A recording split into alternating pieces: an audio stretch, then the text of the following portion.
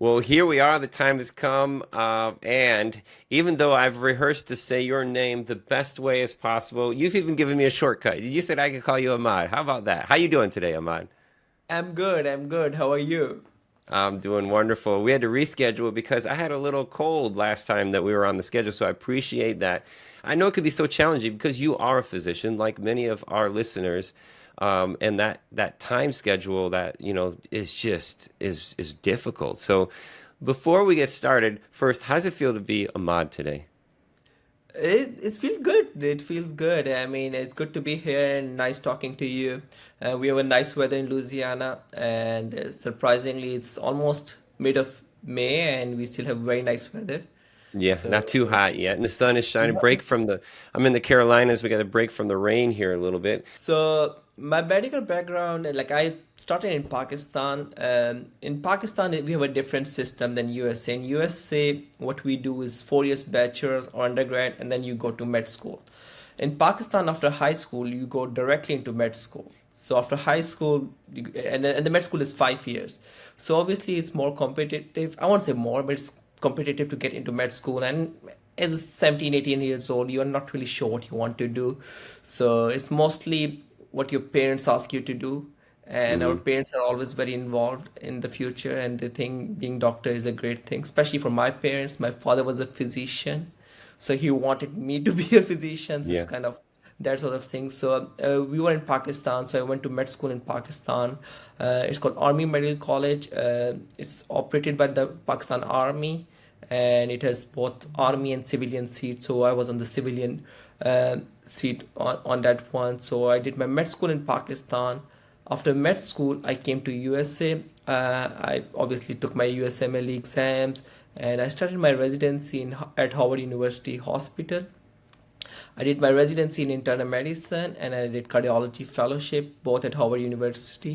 And then I went to New York for 2 years, and I did 1 year of interventional cardiology and then 1 year of endovascular intervention, which is in broader terms like peripheral interventions, intervention of the peripheral arteries. And I finished my fellowship in 2023, and I joined my job at Lake Charles Memorial Hospital in Louisiana, which is 2 hours from Houston. For people who are not aware of it, it's in southwest Louisiana, 2 hours from Houston and 2 hours from New Orleans. We earn money, and then we're like, okay, where do we invest? And we listen to people who we should not listen to.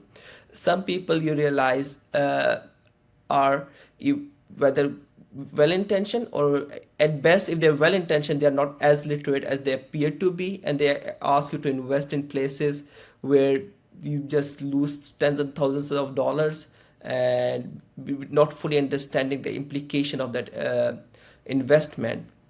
Or at worst, they are ill faith, and they're just a bit of scumbags who just want to take your money away, and you just invest in places where you lose the money and they make the money.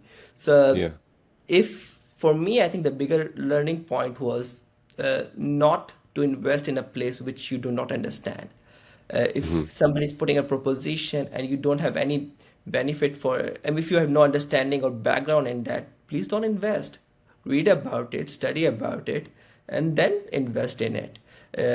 If you Most of the time, because we focus so much our time and effort in medicine, we don't uh, put that much time and effort in things other than medicine, especially from the financial aspect of it. And as we have a stable job, we think that we can use that money and risk it. But again, it's a hard-earned money, and it should not be. It should be used with caution. It should be used from a place of understanding rather than from a place of trust.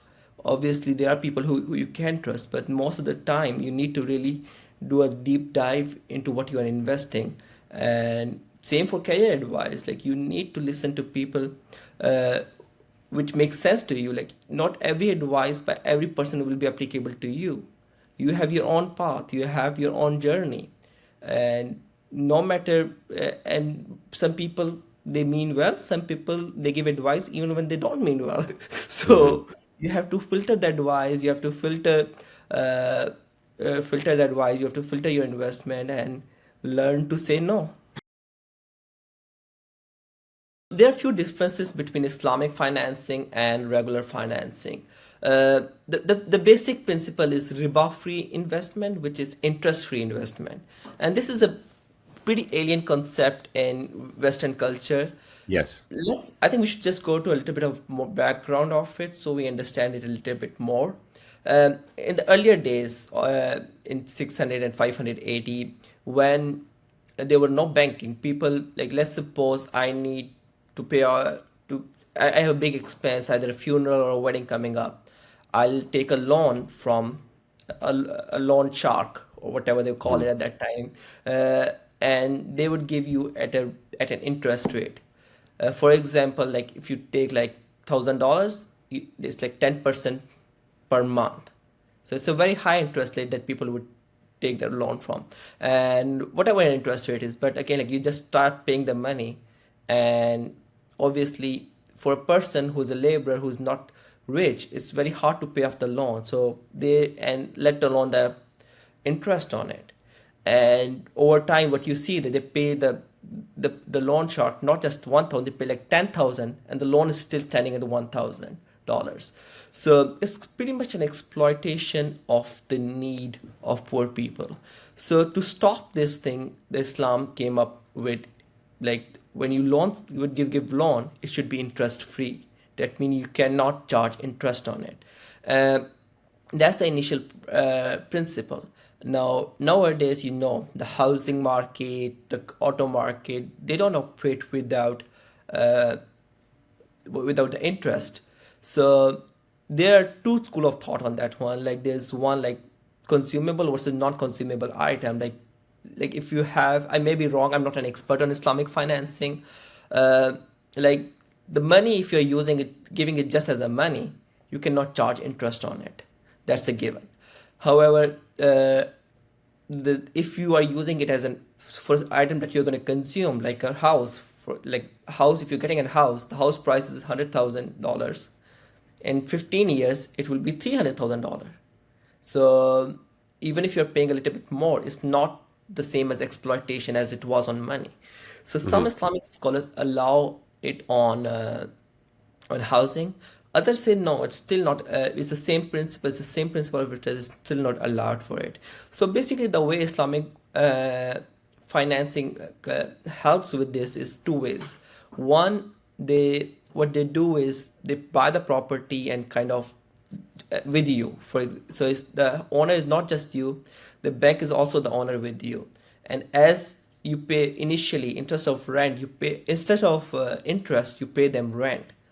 And as you're like the way same way, uh, like as you pay more and more, you buy more of the more property. So part of it's going to the rent and part of it's for the property payment. So over time your rent will go down and your property percentage, ownership percentage will go up. So that's Mhm. one thing way you do it. The other thing they sometimes do it is, let's suppose the property is $100,000. They use the same interest rate calculation. It's Mhm. not like they're using any different size. They use the same interest principle and they apply to it and say, okay, over 15 years it costs us like $130,000. So we're gonna charge you $130,000. So instead of $100,000, you're charging you $130,000. It's kind of a fix you're going to pay for it. So that's how the Islamic financing is different. The second thing is obviously it has to be shared profit and loss, like fixed interest. Like you if you deposit cash in a bank, uh, you cannot get fixed interest on it. So the way Islamic financing works is that they invest in some businesses, uh, and most of the time these businesses are profitable, so you get a share of that profit. So the fixed deposit and fixed interest is not uh, allowed. It's prohibited in Islam. The third thing Mhm. is it has to be ethical. Like for example, I cannot invest in gambling because it's prohibited in Islam. I cannot invest in pornography business. It's prohibited. Alcohol is prohibited, so I cannot invest in alcohol. So and then yeah, transparency. Like it has to be done in good faith. It should not be done to harm other people, and that's like, so these are some of the basic principles. If you look at the real estate market, it's it's a big market, and it's like back where I am from. my father and everyone around me, each time they save money and whenever they have money, they try to invest in real estate, because that's a tangible asset.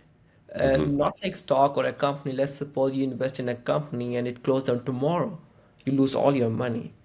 I mean, it can still happen to real estate. I mean, given that, but over time, majority of the properties they increase in value, and you can earn from the rent. You can earn from the price increase, and then in USA also there's a lot of other advantages. There's like depreciation that you can show on your tax. You can have, I think it's 1030, where you can just sell the property and not and buy a new one. 1031. Yep, 1031 1031. exchange. Yep. Uh, and so there's also like tax advantages for that one. And so I mean, right now I'm just like studying a little bit for now, but plan is to invest in few properties through the Islamic financing.